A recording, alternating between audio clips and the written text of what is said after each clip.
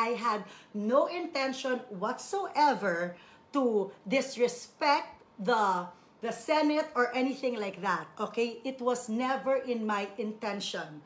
I was in my husband's office. So I felt na safe place yon because opisina po ng asawa ko. It was never my intention na i-offend kayo, gawing parang hindi ka respectable yung Senado. No, of course not. Matatanda ang pinuna ni Senate Ethics Committee Chairperson Senator Nancy Binay ang ginawa ni Mariel na hindi raw ito inabiso sa klinik ng Senado at hindi rin daw aprobado ng FDA at DOH ang glutathione drip. Pero nilinaw ni Mariel na vitamin C at hindi glutathione ang pina-IV drip niya at may nakabantay-an niya na professional nurse. Nasa Senado raw siya noon para suportahan ang asawa sa trabaho.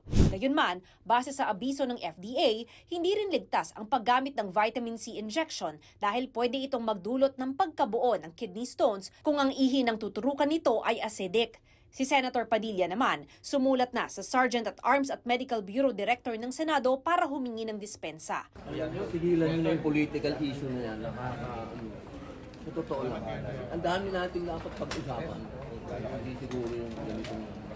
Sumulat din si Padilla kay Senate President Mig Zubiri at kay Senadora Binay para humingi ng paumanhin. Kailanman daw ay hindi nila sasadyain ang pagsawalang bahala sa dangal na sinisimbolo ng Senado at lagi raw silang tatalima sa mga alituntunin nito.